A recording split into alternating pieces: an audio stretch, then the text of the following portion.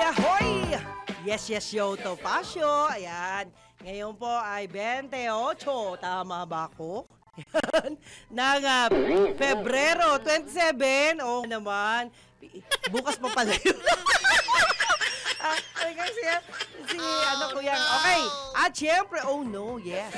Magandang umagaw sa inyo lahat mga kaibigan. Sa ngalan po ni Atty. Ferdy Topacio. Ayan, dahil ngayon ay Biyernes, ay gusto lang po namin magpasalamat sa inyo dahil pinagpala na sa huling linggo ng linggong ito ay eto na, magkakasama pa rin tayo. Ayan. Ang oras po, alas 11:01 ng umaga. Alam mo, pag Sir Dennis talaga tayo sumusunod parang sinuswerte tayo, di ba? Kasi ang dami nating natututunan mula dun sa kanyang mga interview, no?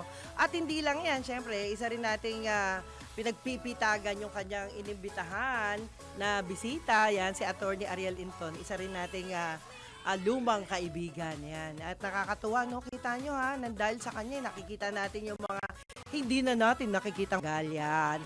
Okay, at syempre, dahil tayo po ay may ilang balita na ibibigay muna, ayan, yung ating balita na importante para ho sa lahat, sa ngalan po ni Atty. Ferdy Topacio, ay syempre, ito po isang pagpapalang maituturing natin dahil iprinisinta na ng Department of Education and National Framework para sa pag-regulate ng artificial intelligence sa mga pampublikong paaralan. At syempre, ang AI Impact Summit sa New Delhi, India, sinabi ni Education Secretary Sani Angara na dapat suportado ng ebidensya at accountability ang paglaganap ng AI sa edukasyon. Yan.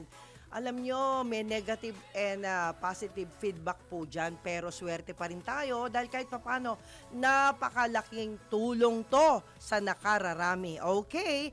At syempre, sabi po nila ay naniniwala si DepEd Education Center for AI Research Lead Elmo Domino Jose na makatutulong ang paggamit ng AI upang makatipid ng milyong oras ang mga guro. Yan. Ayon kay ACAIR, Managing Director na si Erica Phil Legara, na ang pakikipag-partner sa AI Observatory ng EdTech Hub ay magtitiyak na hindi nag-isolate kundi nagko-co-design ng mga sistema na grounded sa realidad sa mga paaralan habang natututo mula sa global experience.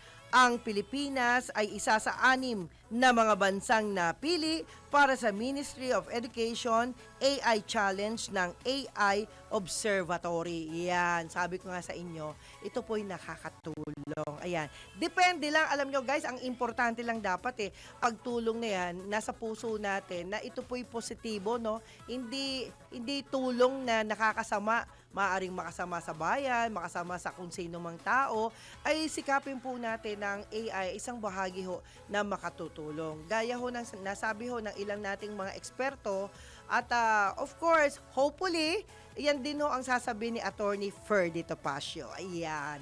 At syempre mga kaibigan, nagbabala ang pamahalaan sa mga magulang na bantayan ang online activities ng kanilang mga anak upang maiwasan ang online exploitation. Ayon kay Anti-Trafficking in Persons Division Chief ng PNP Women and Children Protection Center, Colonel Lucrecio Rodrigueza Jr., hindi dapat na nasa loob lamang ng bahay ang mga bata dahil maaari pa rin silang mabiktima sa social media at iba pang online platforms. Dahil ito, hinimok din ng opisyal ang mga paaralan, barangay at komunidad na makipagtulungan sa otoridad at agad i-report ang anumang kahina-hinalang aktibidad. Anya, maaaring tumawag sa WCPC hotline numbers upang magsumbong ukol sa mga kaso ng pang-aabuso sa mga kabataan. Yan. Alam nyo guys, totoo yan, no? Dapat tayong mga magulang ay mabantay na rin. Huwag ho nating iasa lang sa mga guro. Grabe, ang guro ho, ikita nyo ilang tao yung mga binabantayan nila o ilang bata yung mga binabantayan nila, di ho ba? Para ho, masigit na kapaki-pakinabang ang gagawin ho ng mga estudyante dyan sa kanilang bagong larangan, di ba? Sa SOCMED. Eh, syempre, alam nyo ho, napaka-importante guys, no? Ako ho, si Juvie de Guzman na isang ina. Ayan, ina na hindi ho itinatangging malaki ang tulong niyan. Kaya ho natutuwa naman ako kasi mas magaling yung anak ko sa akin.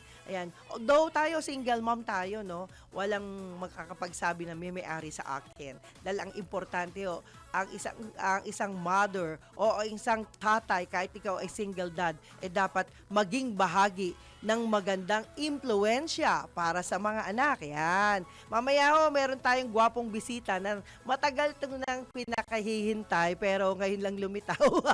Hindi natin alam paano ho lumitaw pero alam nyo ho, ibabahagi ko siya pagkalipas lamang ng isang break mamaya. Sandali lang po. At syempre, sa ngalan pa rin ng mga mga kaagapay natin, iginiit ng pamahalaan na hindi sumasailalim sa aktual na bilang ang mga reklamong natatanggap ng Cybercrime Investigation and Coordinating Center kaugnay ng online lending harassment. Nako! Ito, huwag kayong mangutang, lalo kung wala kayong permanent job. Oh, nakakatakot yan, guys. No, sana ho, isip-isipin natin na bawat utang natin, alalahanin natin na tayo po'y may utang na loob sa mga inuutangan. Yan. Hindi ho one-sided lang. At karamihan kasi, yung iba, ito ha, honestly guys, kung kayo po yung mangungutang, dapat isipin po natin na lahat po sila ay nangangarap na mabayaran din. Kaya po sana maging fair enough tayo sa mga iutangan at nagpapautang. Yan.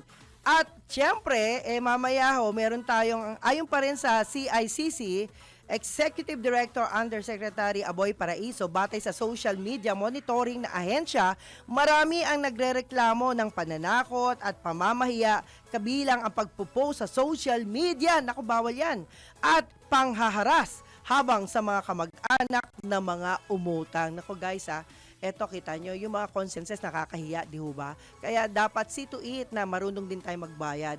Actually, ako nakakaranas ng napakaraming mga irresponsible na nangungutang. Bagamat yung utang ay hindi naman huhayagan kasi pag emergency, wala kang magawa, talagang kailangan tumulong ka, di ba? Lalo na pag idinahilan na ang kanilang mga anak yan. Pag dinahilan na yan, hindi ka na makapalag di ba? Kasi buhay ng anak nila ang nakataya. But, hindi ko naman anak yun, di ba? Pero bakit pinipilit kang mautangan? Pero siguro, dahil lang siguro, ang expectation nila, lalo na kapag mga ibang kamag-anak, di ba, o ibang tao, lagi nilang ine-expect na, ito, hindi ito makakatanggi. Ito, kahit papano ay may puso. Yan, ganun ho yung nagiging feedback nila. At ayon pa rin sa paglilinaw ni Yusek Paraiso, hindi dapat isisi ng mga biktima ang kanilang sarili. Ang ganitong pagtrato at iginiit na mali at hindi katanggap-tanggap ang ganitong mga gawain. At siyempre dahil dito, hinimok ng CICC ang publiko na i-report ang mga insidente sa hotline 1326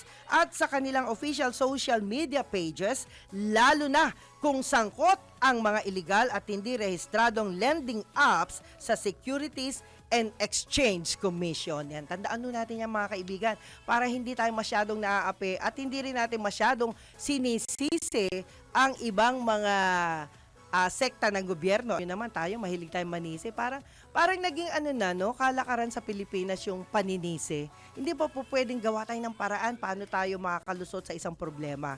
Ewan ko lang mamaya tatanungin natin yung special guest natin, ukol din dyan. Kasi minsan, talagang ang ginagawa ho ng grupo ng aking bisita ngayon ay ginagawa ang lahat ng paraan para makaahon sa kahirapan ang mga mananakay at ang mga diver na alam natin lahat sila hirap din yan. But ito po yung grupo na aking pong sinalihan dahil kami po'y pamilya rin ng mga driver at alam ko na dahil sa kanyang mga pahayag ay makakatulong ho ito sa inyo. Lalong-lalo na kung hindi nyo ho siya kilala, pero this time siya po ay alam ko naman kahit saan kilala ho ito, pero hindi ho nagdadamot na mga impormasyon. At sa dalawang huling balita, itinaas sa 1,000 bilang ang bed capacity mula sa 450 ospital bed capacity sa Jose Reyes Memorial Medical Center matapos maaprubahan sa House Committee on Health. Ayan, dito ho inabot ng kamatayan ang kapatid ko. Ayan. Talagang, ang dami mo maaalala pag nagbanggit ka ng lugar, no? Hindi yung maiwasan, mga kaibigan, mahal nating mga magulang o mahal nating mga kamag-anak o hindi kamag-anak. Alam nyo naman, talagang maluluha kapag bigla mong nakita yung mga lugar na kung saan napadaan ka doon, dito inabot. Lalo na kapag ang pasyente ay sobrang dami. Talagang aabutin ka ng siyam-siyam doon sa ospital na minsan hindi naman nung sinasadya, talagang kulang sa tao. Yan. At sabi pa rin, ayon pa rin kay Health Committee Chairman Siriaco Gato, inaprubahan ang mosyon ng House Bill 1097, 5654 at 7973 subject to style and amendments matapos na walang tumutol dito. At binigyang diin naman ng isa sa mga may akda ng panukala na si Manila Representative Ernesto Junicio Jr. na mahalagang palakihin ang bed capacity ng JRRMMC upang mas maraming mahihirap na pasyente na matulungan at maiwasang malagay sa hallway. Correct. Sa waiting area, correct, ng ospital. Yan. At syempre, inaasahan sa pamamagitan nito ay makapagbibigay ng maayos na serbisyo sa mga pasyente, lalo't kilala ang JRRMMC bilang isang national special center para sa mga matatanda, pasyenteng na stroke, nangangailangan ng operasyon, may skin diseases at trauma. Gayon din para sa mga may cancer at nangangailangan ng cataract operation. Yan. Naku, salamat po. At hindi lang po yan, panghuli, magpapadala ng karagdagang enforcers at mobile command center ang Land Transportation Office para umalalay sa mga motoristang dadagsa sa Baguio City sa selebrasyon ng Pinagbenga Festival na gaganapin bukas hanggang Marso 8. Wow, ang haba. Talaga? Yeah. Wow, sana tayo rin, winner.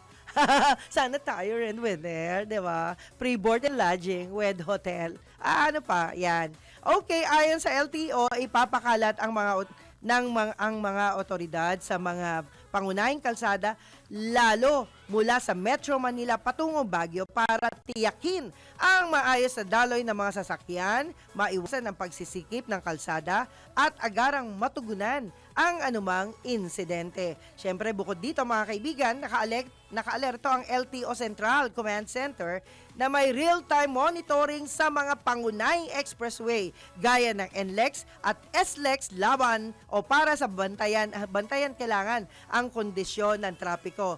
At panghuli, hinikayat din ng ahensya ang mga motorista na sumunod sa batas, trapiko at makipagtungan sa mga otoridad para sa ligtas na biyahe. At siyempre, di ba? Excited na kayo dahil sa dami na nalaman nyo, mas marami pa kayong malalaman sa ating bisita ngayon. Walang iba, kundi ang presidente ng LTAP at iba pa. Alam mo yun, may LTAP Foundation din po ito eh. Let's welcome Calando Marquez. Magandang umaga po, Calando. Good morning, Ma'am Joby. Good morning po, sir. Sa yung milyon-milyon na nakikinig at nanonood sa yung tama. Yun million? Wow, nakakatuwa naman. Buong mundo. Salamat po. Sige po. Wish ko lang. Binabati natin yung ating mga kaibigan na nanonood din at nakikinig, lalong-lalo na sa hanay ng public transportation.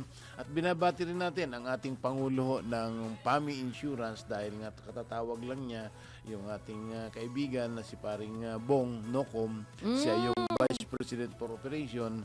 Ay magandang umaga po sa lahat ng ating nakikinig, lalong-lalo na yan sa mga transport industry at yung pong insurance na pinag-uusapan natin, Ma'am Joby, na ngayon ay para malaman ng publiko na nagulat na lang ako na 3 na pala ang concessionaire ngayon doon sa LTFRB nang nagko-coverage na wala man lang konsultasyon. Walang konsultasyon. Oo, kasi so, hindi pa legal. Yung sistema kasi dyan, Ma'am Joby, ay Opo. meron talagang procedure na ginagawa ng insurance. Hindi kami kontra Opo. sa pagdagdag kung talagang dumaan sana sa tamang sistema. Opo. Kaso nga ho, parang parang tumalon.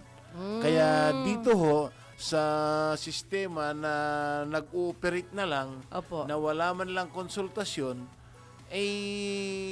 dapat naman, sana yung mga stakeholder malaman namin, dahil talaga ang inaayawan namin dyan, yung bumalik kami yung nakaraan na fly-by-night na mga insurance yan sa public transport. Delikado Under yun. Domingo 3 kung tawagin namin noong araw. Ano po? Pag may Ang Domingo? policy, yung policy, isang number, kung ikaw ay nakapag-claim sa una, yung susunod, wala nang makiklaim. Dahil May ginagawa ganun pala nila yung dati? policy na numero, 100, 200. So, naduduplicate nila nung araw. Yan yung ayaw namin na bumalik. Opo. Kaya ito, pinapahayag ko sa ating mga nakikinig, lalong-lalo na sa ating public transport, sana naman ay idaan sa konsultasyon dahil nga kami sa public transport, number 1 po na nagsiservisyo sa ating mga trabahador na bumubuhay ng ekonomiya. Oo. Di ba ho? Dapat Kaya, nga. alam mo, nakakalungkot, Ma'am Joby, dahil nga kami sa public transport na nagbabayad ka ng buwis 24 oras sa aming konsumpsyon. Po. Pero masakit man bitawan yung sasabihin ko na parang nininegosyo na ng gobyerno yung problema ng traffic dahil habang nakatingga tayo sa kalsada, mas malaki ang consumption natin sa fuel na deregulated. So pag mas malaki ang consumption mo, mas malaki ang buwis na pumapasok sa gobyerno. Kaya para bang sa akin, sa sarili ko, ang tingin ko, hindi nire-resolve yung traffic. So pangalawa, ano ba ang problema pangalawa? Malaki ang idinudulot na pollutant na nalalanghap ng tao. So marami na naman magkakasakit. So pag maraming magkakasakit, ay marami na naman bibilin na gamot. Di malaki na naman ng buwis. Opo. Di ba ho? Opo. So ano naman yung pangatlo, di ba? E paano kung hindi na kuha sa gamot na over the counter? Papasok ka sa ospital, di ba? Tama. So kung papasok ka sa ospital, na ang sabi ko na masakit, itong deregulation law mula nung naipasa yung batas na yan, ay balita namin at nakikita natin na ang nagnegosyo dito, yung mga congressman, governor, mayor na magkakamag-anak. So parang ninegosyo na tayo. Hindi ko alam yun Galing Yun yung masakit. So, duktungan natin ho. Pag nagkasakit ho na na-hospital ka, buwis na naman, di ba? Opo. Paano kung hindi nagamot at namatay? Bibili Nagastos ka na ng naman. kabaong, buwis na naman, di ba? Grabe. Namatay ka na nga, buwis pa rin. So, saan ka ililibing? Di punta ka sementeryo, di ba? Buwis na naman. So, nasaan ang dulo? Buwisit, di ba? Ako, pampagising niya, kuya. Ay, grabe. Kaya nga, ako, pinapag-aralan naman natin yung ating sinasabi, nakakalungkot mga kababayan. Bigla ko tuloy naalala yung fortune. Nakita natin yung mga pagnanakaw sa mga flood control na yan. Nasabit pa ang mga congressman. Maraming matitino na ginagalang natin na congressman. Opo. Pero itong mga sumasabit ng mga ganito, kagaya ng senator pala, sorry po. Kaya nakakalungkot ho na nababadgetan lahat ng mga gusto nilang budgetan na pagnakawan. Pero itong public transport, Ma'am Joby, nilang budget. Public transport ito, mass transport. Yan lang ba ang kilala nyo na nagpaunlad ng bansang Pilipinas, yung MRT ba? Ang jeepney natin na pambansang panlupang sakyan ng Pilipinas, wala pong budget. Grabe. Pero Kalando, ibig mo sabihin, matagal na yan, di ba? Matagal mo na ipinapakiusap dahil yan. 1910 pa, Ma'am Joby. 1910 Ang pa? jeep na nagsimula na AC type jeep. Dumating ng World War II, hindi pa tayo napapanganak noon, di ba? Opo, syempre. So ngayon World War II, natapos niyan, umunlad at gumanda ng buhay na kasama ang jeep sa pag-unlad ng ating bansa. Ang masakit dito, nung nagkaroon ng pandemya, yung mga rota ng mga jeepney na pinasukan nila ng bus, hindi na nila inalis yung mga bus at magkano dahil nabigyan nyo na ang prangkisa. Ay, ganun. Oo. Lungkot naman Kaya yan. Oo. pinatay na kami nung mga bus na mga multi-millionaire, di ba? So kawawa ho ang ating jeepney, yung industriya ng public transport na jeepney dahil po mga kababayan kong mahal, iisa lamang po ang inyong kayang ituro na public transport na gawang Pilipino. Jeep lamang po. At ako natutuwa noong 2 taon na kasunod na yung ating jeep na nadala sa Amerika, na nairehistro doon sa Amerika, Oo, nakuha.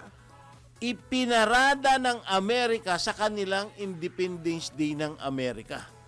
Oo, Eh galing. bakit yung jeep natin dito sa Pilipinas ni Independence din ng Pilipinas, Ay, wala. hindi man lang kayang iparada yung ating kaisa-isang mukha ng bansang Pilipinas. Wow. At ang masakit, Ma'am Joby, Opo. nagkaroon tayo ng modernization ng PUJ kasama number 1 yan Opo. noong 2017.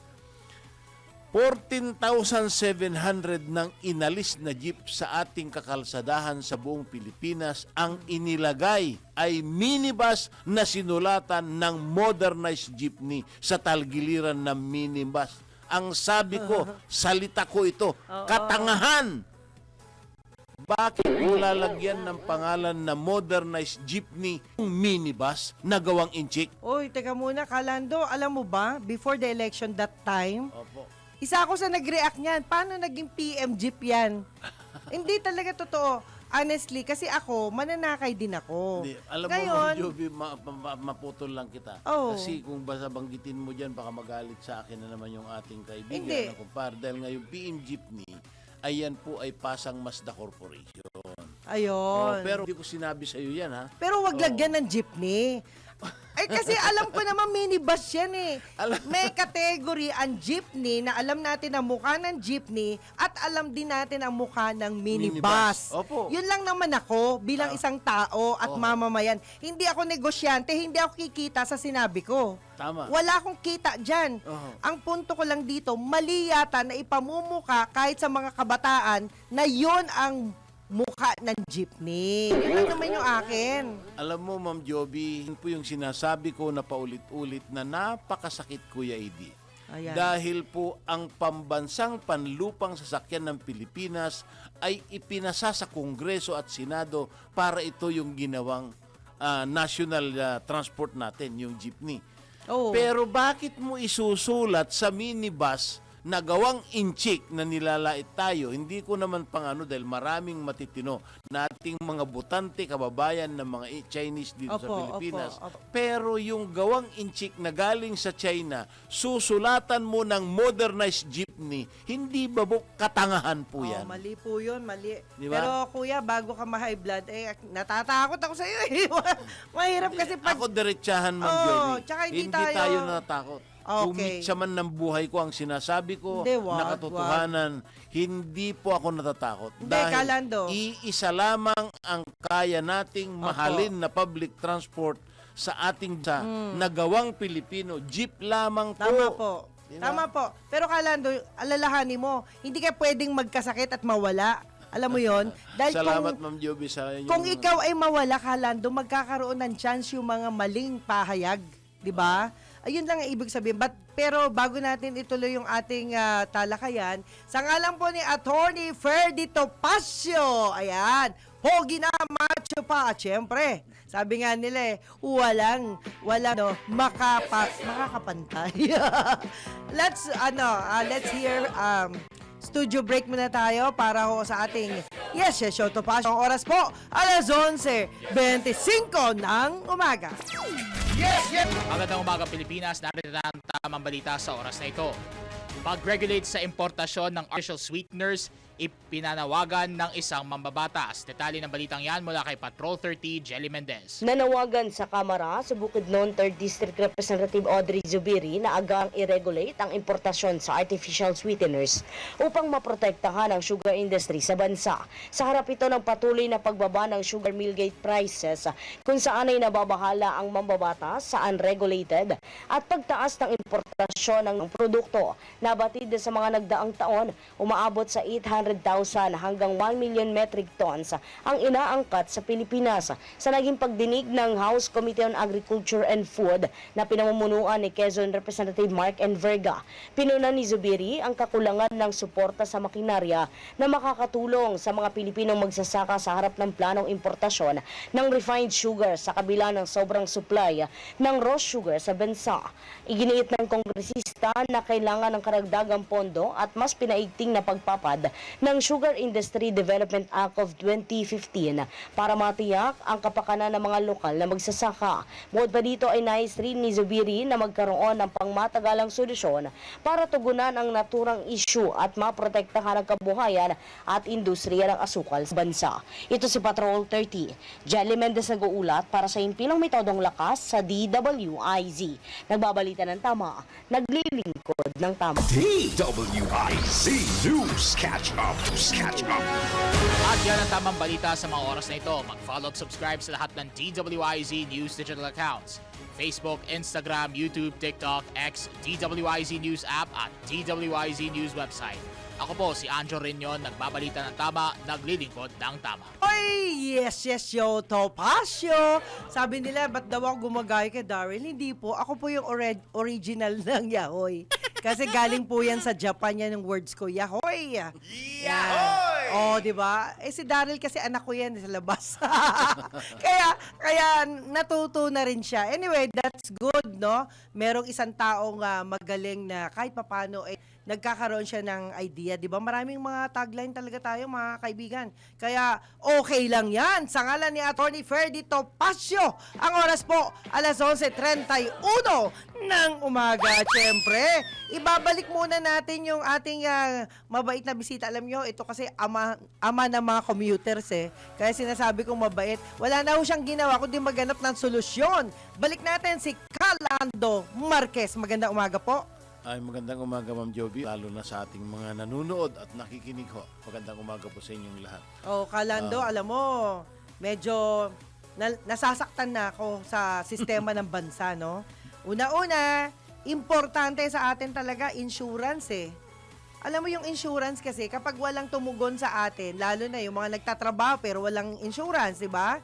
Nakakalungkot na walang matatakbuhan. Nangyari sa akin, walang matakbuhan noong Alam mo, Ma'am araw. Joby, tukuyin natin, kung ugatin natin problema Yung sa problema. ating kahirapan. Ay, opo, yung sige po. poverty. Sige po. So, kung titignan natin lahat ng ating mga trabahador na ang tawag ay OFW, Opo. hindi po pwedeng makaalis dito sa Pilipinas na hindi naka-insured sa kanilang bansang pupuntahan na magtrabaho. Ayun. So, ang tanong, kung kaya ng isang OFW yung pupunta sa ibang bansa na 2 taon ng kontrata, kailangan naka-insured siya sa loob 2 taon. Opo. So ngayon dito sa ating bansa, nag-o-offer tayo at ito po ang mismo ang ating may-ari dito ng istasyon na ito, ay sila yung may-ari ng Fortune Life Insurance na kausap natin tungkol sa mga trabahador. Ay, opo, Na kamusta ang na yan? kanilang ino-offer ay 5 pesos lamang sa isang araw. Maganda yan. Naka-insured ka na 5 ng pesos. worth po 500,000. Life insurance, 100,000. Accident insurance, 100,000. Unprovoked murder and assault, 100,000. Total disability, 100,000. Ang burial, 50,000.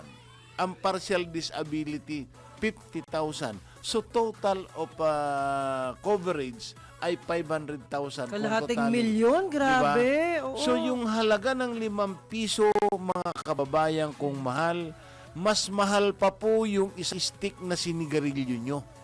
Di ba? Tututusin. So ang tanong, ano ang binipisyo nyo pag nakaubos kayo ng 10 stick sa isang araw? Cancer.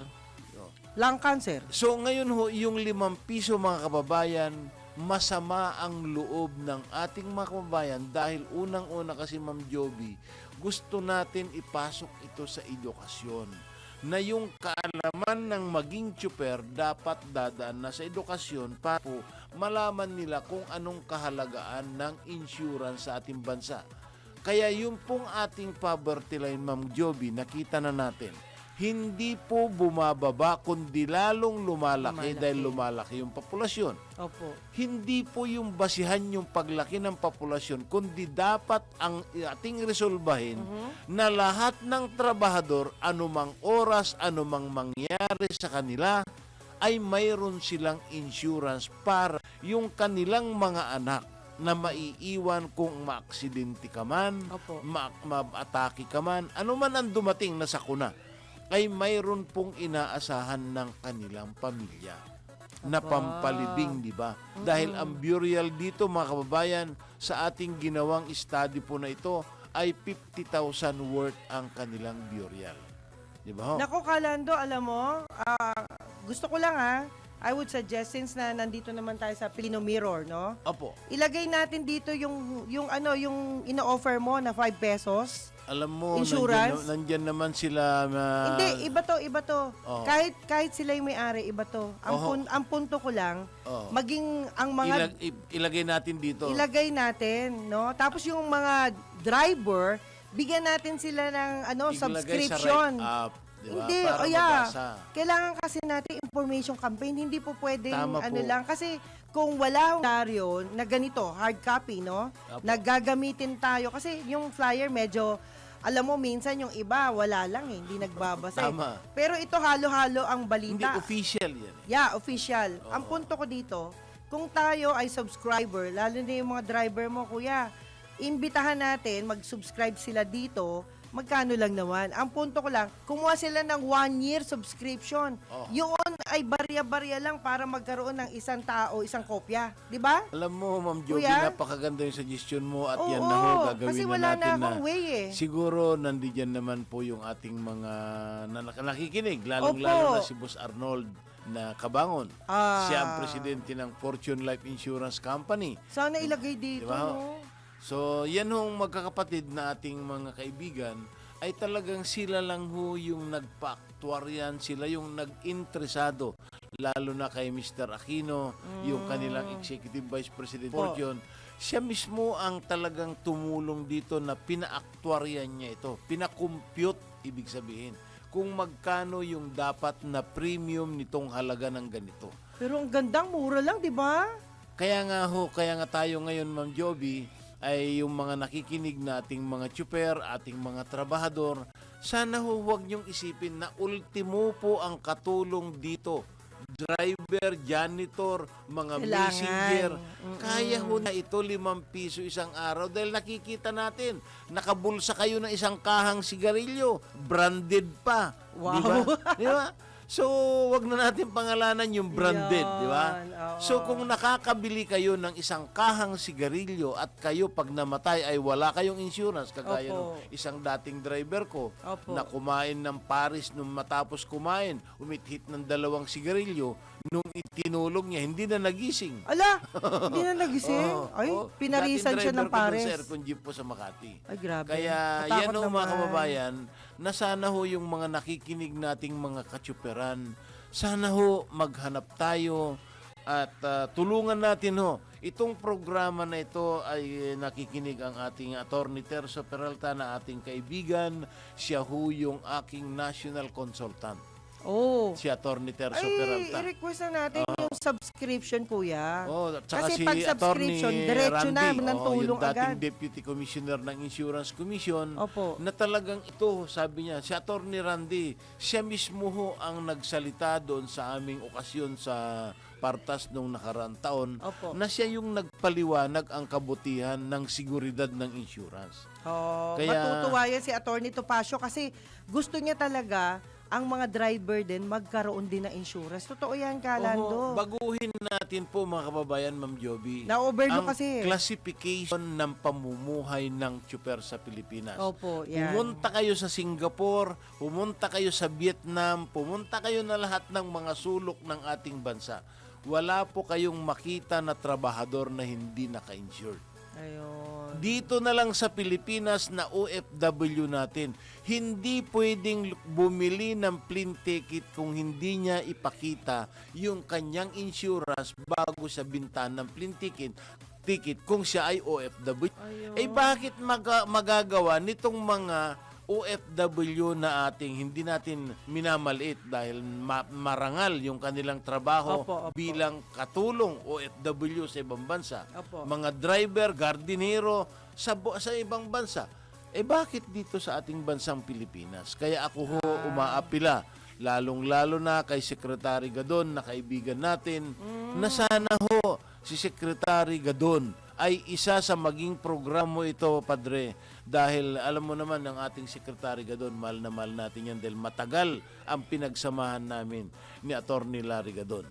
Kaya sana ho, dahil siya yung namamahala ng ating poverty, siya yung katiwala ng ating Pangulong Bongbong Marcos, kaya kami ay umaapila sa ating Pangulo na sana ho ay bigyan ng panahon na magkaroon ng pag-uusap sa Malacanang. At ngayon ho ay tinataas ko lang ho yung sulat ko kay Presidente dahil ito lahat po ay ilalatag ko na.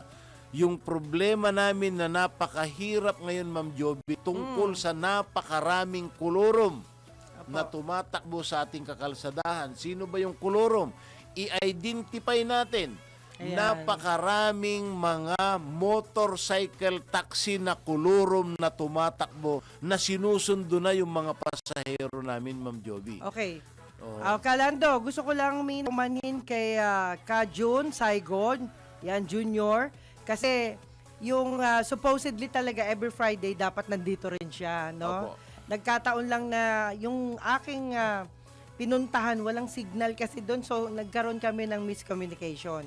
But anyway, Ka Jun Saigo, paumanin po, at meron pa rin susunod na lang, di ba? Susunod pa na araw. Pero Kalando ipuputulin muna kita dahil po sa ilang mga usapin ngayon na etong insurance kasi, sa totoo lang, nalulungkot nga ako dahil hindi naman ako mayaman. Kung pwede nga lang lahat ng tao sa bahay namin, ipa-insured ko na di ba? Opo. Ang kagandahan lang kasi, kung meron lang tayong pagkakataon naman, kayong mga may hanap buhay, panawagan natin, kuya. Kahit yung mga hindi jeepney driver, di ba? Kahit sino, basta lahat ng driver, tao. pwede, Basta tao. At ang gusto ko dito talaga recommend sa ating Pangulo, sa Ayun. ating lahat ng trador Ayun. na qualified pa doon sa edad dahil Ay, yung edad nga pala. 18 Ano po yung edad? years old hanggang 65 years old ay qualified dito sa programang ginawa natin, Ma'am Joby. Okay. Dahil meron kasing age limit ng Insurance Commission. Yun pala, yun ang Oo. gawin natin. Kaya yan ho, panawagan natin, Ma'am Joby, sa iyong programa, dito sa programa na Attorney Topacio, Opo. na sana ho ay matulungan natin ang ating mga kababayan na ma-educate natin na lahat ng trabahador sa Pilipinas ay dapat magkaroon ng insurance. Yun! At siyempre, alam mo naman, Kalando, ikaw talaga kumbaga, ituturing kong hero na buhay, no? Kasi usually pag sinabing hero dito sa Pilipinas, patay na di ba? Yung buhay na hero, ibig sabihin, kuya, merong mga pag-asa pa na meron tayong maitaguyod na magandang buhay. Na hindi namamalimos sa lansangan para lang maipalibing yung mahal nila sa bike. Kung sakali man, di ba ganon? Opo. Naging kalakaran na, hindi ko lang maintindihan na marami pa rin mga namamalimos sa lansangan dahil daw sila ay namatayan. Lalo na sa QC, ito yung problema doon Laging meron silang dalang papel na namatayan daw. Pero ang iba dyan, hindi naman totoong namatayan, kuya. Parang ang script nila, pare-pareho, pero ilang taon nang nakakaraan. Yung pa rin ang script nila. Nakalimot sila na ako ay nagji-jeep din. So pag sumampa sila ng jeep, all the while akala nila hindi sila makikilala. Paano ba yung mga ganito, kuya? Paano natin ma-authenticate yung mga tao na ganito na nanghihingi dahil daw sa namatayan sila, pero bakit di na lang sabihin nilang, wala ho akong pangkain, ba't gagamitin pa yung patay? Alam mo, Ma'am Joby, dahil nga katuwiran kasi ng ating mga tamad na kababayan, ay kung ano-ano yung maisip niya na mayroon kunwari dala-dala ang resita, Opo, yung mga pero ganon. pambili lang pala niya ng shabu Naranasan ko yan dahil Ay! naging kagawad po ako dyan sa Nangyari pala Barangay yung Pio del Pilar sa ganyan. Makati. Opo. Nakahilira doon, pagdating ko sa bahay ko doon sa aking maliit na restaurant sa Makati. Opo. Nakahilira na yung mga squatter pa nung araw sa release ng train. Oh. Pagdating ko sa bahay, nandyan na. Nandyan, dala-dala niya yung anak niya, so makukonsensya ka. Opo. Bibigyan mo.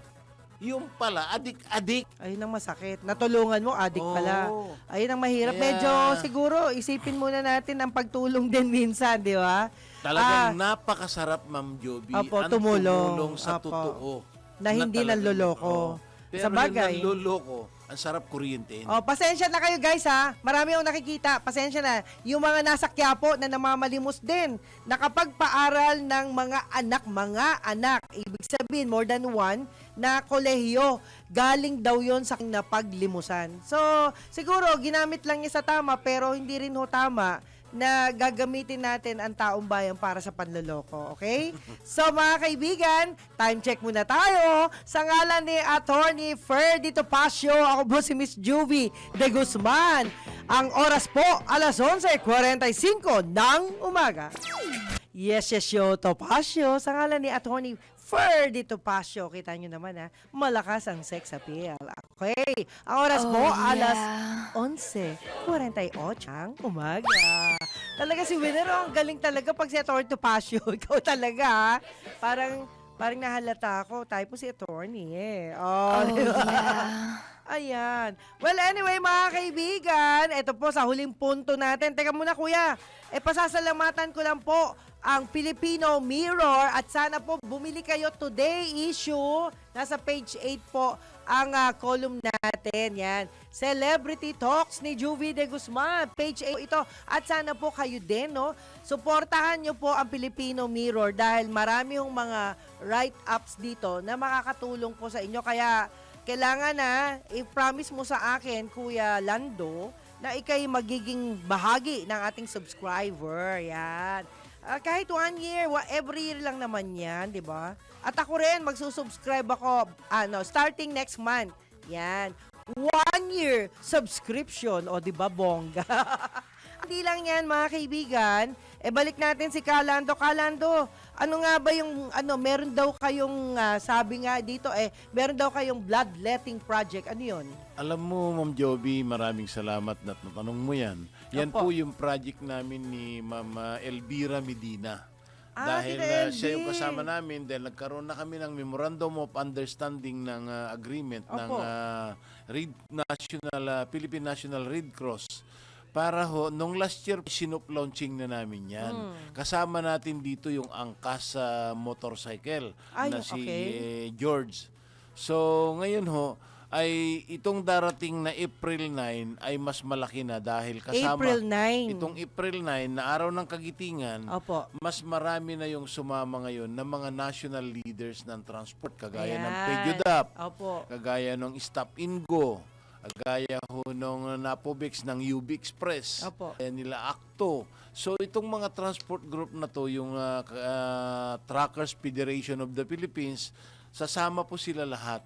Dahil nga ito po yung antabayanan po nila dahil i-announce natin kung saan yung venue dahil dalawa kasi yung venue na ating pinagpipilihan either sa Amoranto o Circle ng Quezon City. Wow. So ito po Pwede yun, ay malaki malaki po yun. ito dahil yung araw ng kagitingan, yan kasi yung nangyari na World War II Opo. na ang mga kasundalo at sambayan ng Pilipino noon ay talagang dumanak ng dugo. So ngayon dito naman sa ating gagawin na programa na pagkasunduhan po ng ating mga organisasyon Opo. na tayo po sa araw ng kagitingan ay magdo-donate ng dugo sa Red Cross para Ayan. mapakinabangan ng ating mga kababayan na may sakit. Bingo, maganda yan. At Oo. alam nyo guys, pag kayo nag-donate ng dugo, tandaan ninyo, lalong gaganda ang inyong kalusog dahil Tama. sa pagpapalit ng dugo ay meron palang benefit na makukuha ka. Kuya, bago ang lahat, no, hindi pwedeng mawala tong ating live chat kung pwede lang. Sa ngalan ni Attorney Topacio, syempre, good morning watching from France mula yan kay Solomor 154. Ernesto Marquez, good morning. Yes, yes, show, February 7. Salamat, 27, okay? Jenny Lynn Martin, hi. Hello po, present here. Jenny Lynn, Rogelio, Phil, ayan. Ako, mga kapatid kayo, kung nasa ibang bansa kayo, tulungan nyo na po, ipa-insure yung inyong Fortune Life Insurance Company lamang sa ngalan ni attorney, ni Kuya Lando Marquez, yan. Alam nga si Kuya Lando, marunong to Marunong talagang, magmalasakit sa kapwa Pilipino. Alam mo, importante ko yan Hindi yung puro lang tayo kabig, kailangan magkaroon tayo ng pagpapala rin. Yung information campaign, napakalaking bagay yan, Kuya. Alam mo, Ma'am B, Ayan. maraming salamat nga sa iyo dahil unang-una sinabi mo dun sa Filipino Mirror. So napakalaking bagay po dahil ito po tapos na ho, nagkaroon na kami ng Memorandum of Agreement ng Fortune Life Insurance Company. Kaya ito ngayon po ay mayroon ng kausap natin na insurance company Opo. na sila yung marketing na tutulong sa Okay yan. atin. Kuya, hindi lang yan. Lahat ng mga leader mo, yung mga PEDJODAP, mga kung ano-ano, lahat sila, pakiusapan natin kasi bukas ang kaisipan nila na lagi rin sila nagbabasa ng dyaryo. Alam mo ba, meron kaming kasamang patient na, di ba, nang dahil sa pagtigil niya sa mga gawain niya, nakakawala pala ng memory yun. Yung Kaya para Filipino bumalik, Mirror, Ma'am Joby, weekly yan o monthly? daily po ito. Daily. Kaya daily tatanggap Pwede natin ka. mapag-usapan. Daily to. Oo. Opo, tulungan Para mo ako, yung ha? write-up, Ma'am Joby, pwede kitang bigyan ng mga write-up para dito sa buhayan ng ating mga tsuper kung paano natin pagandahin ang Opo. kanilang pamilya, buhay Yan. nila. Ayos yan, kuya. At hindi meron na lang- tayong agreement ulit doon sa TESDA, yung libreng pag-aaral ng mga anak ng tsuper at lahat ng kurso ng TESDA ay pwede nang ma-avail ng mga anak ng tsuper. At hindi lang yan, Kuya Lando, lahat ng mga driver kasama ang mga opisyal ninyo ay magiging celebrity ang dating. Kasi ang feeling ko, lahat ng taong nakakausap ko ay celebrity. Mga sikat na tao na pwede nating ipagmalaki, hindi lamang sa kasikatan sa radyo at telebisyon, kundi sa mga ginagawa ninyo pang araw-araw. Oo, Yun. Okay. Ano pa? Teka, kuya, wait lang. Baka makalimutan natin to si Kachupoy. Tulog 2026, Pasko na. Ano ba to? Okay, Kachupoy. Salamat sa iyo. Sa Pilipinas, ang WPS sa Pilipinas. Ay, salamat po. Sila Vitaliano. Yes, Topacio. Good morning po. Miss Juby, salamat po sa inyo. Jenny Lynn Martinez, watching from Rojas City. Hi. Si Ariel. Alam mo, si Attorney Topacio, marami po siyang magagandang artista ngayon. At dadagdagan pa kapag meron kayo irerekomenda, Kalando. Striker Hero, walang awa yan. Binubulag nila sa ayuda ang mahihirap, pati tayo. Pati kayo, sir. Sabi, sa'yo pala. Okay, walang awa. Okay, admin, ayan. Gusto nila bulagin ang mahihirap. One time ayuda. Okay, salamat po. Si galing mo yan kay Striker Hero. Si Leo Teneros, magandang tanghali po, Attorney Ferdy, Ma'am Juby. Yeba? Yes, salamat po. Leo Teneros, shout out po, Attorney Ferdy and Ma'am Juby, watching from Doha, Qatar. Uy, ang dadami natin, kuya, sa Doha, Qatar. Itong mga to, uuwi ng Pilipinas, so bibili yan ng jeep. Lalo na, may bago tayo mamukha ng jeep, di ba, kuya? Oo. O yan, importante nga matulungan natin yung mga kababayan natin. At hindi lang yan, maipakilala natin ang magagandang bahagi ng inyong mga impormasyon. And not only that, kuya, mga mahal naming kaibigan. Siguro sa Monday na uli, guys, napakarami yung message na hindi ho natin mababasa. But, tandaan ho ninyo, pagdating sa DWIZ, yes, show, Topacio, I love you all. Yan. Kuya, ano hong final say nyo? Ito na lang ho ang huli natin na dahil nag-recommend kami ngayon sa ating DOTR at saka sa PNP na yung Bantay Rota cleansing program dahil nga sumbong kami ng sumbong sa ating kapulisan. Ayan. Kaya ngayon po ay minabuti natin sumulat na mismo sa Kongreso para imbestigan ito. Yan. Na bakit hindi nababawasan ng kulurom sa Pilipinas? Dahil po ang mga nagbabantay ay mismo itong mga kotongero na enforcer. Oh. Kaya ito ho mga kababayan, itong Bantay Rota Cleansing Program Opo. na aming idudulog na sa ating sa Kongreso at Senado at ito ay ipapadala ko na sa office ng ating Okay. Pangulong Bongbong Marcos. Opo. Sana ho ay huwag kayong magagalit dahil matagal na namin ito na isinisigaw na problema namin ay hindi naman po nariresolba diyan sa ating kapulisan, Yan. diyan sa LTO, Opo. at saka yung napakalaki na penalty doon sa JAW na sinupersid po nung JAW yung batas na Republic Act 4136. Okay. Sana ho i-review ng ating mga abogado dahil itong batas na ito ay talagang napaka-baboy. Binaboy nila yung Republic Act 4136. Ay, hindi na ako kakain ng baboy. Ayoko niyang baboy. Oh. Hindi, binaboy nila yung Ah, batas okay, na okay, Republic kuya. Act 4136 dahil sinupersid nung Joint Administrative Order. Ah. Yan ho. Okay, eto, may paglilinaw lang si Jenny Bamizo. Ang problem lang, baka matulad yan sa ibang insurance na kailan malaki na yung nahulog, nawawala na o mag-declare ang bankruptcy plus pa yung sangkatutak ng mga docs and need niya ipasa. Parang dito hindi po eh, dahil lumalabas po 5 piso lang kada araw. At ilang taon sila magbabayad, kuya? Hindi ho. Ito po yung yearly renewal. Dahil Ay, tinatawag na renewal po ito, ma'am. term Yan. life insurance. Parang Ayun. insurance ng mga sasakyan. Ayan, pansasakyan po ito. Ayan. Mga Oo nga. pang-driver, oh. Oo. May mga problema minsan na agad. Pero hindi ho Tama dito. yung sinasabi ni ma'am. Hindi Tama sa po yan. Fortune Life Insurance. Okay, kuya. Maraming salamat sa iyo at pinagpala ako na dumating ka kahit alam kong medyo mahina ka pa. Ayan. Okay, Salamat, pasensya, kuya. Ma'am Joby, at lalong-lalo na sa programa ni Atty. Topacio. Lahat po ng nakikinig po, magandang tanghalian po sa inyong lahat. Okay. Sana ho pagpalain tayo ng Panginoon. Kapit lang tayo sa Panginoon dahil ako ho ay dumaan sa napakahirap na sakit na 3-4 na buwan. Oh, baka next week bumalik ka rito ha. Okay, Salamat po, Ma'am Joby. Yes, Magandang mga umaga po. kaibigan. Yan. Sa ngalan po ni Atty. Ferdy Topacio, ako po si Miss Juvie de Guzman. At antabayanan po natin ang susunod na programa. Walang iba, kundi ang Senyor Balita. Sa ngalan po ni Senyor Ray Pacheco. At muli po, nagpapasalamat po tayo sa lahat ng mga bumubo ng produksyon. Yan, from head to foot. Sabi nga, lahat po yan ay pinasasalamatan natin na dahil sa kanila ay narito po tayo. Ayan po. Okay, ang oras po mga kaibigan, 11:59 na ng tanghali. At ako po si Juvie again. Sana po magmahal kayo na gaya ng pagmamahal ko. I love you all guys. Bye! Yes, yes, yo!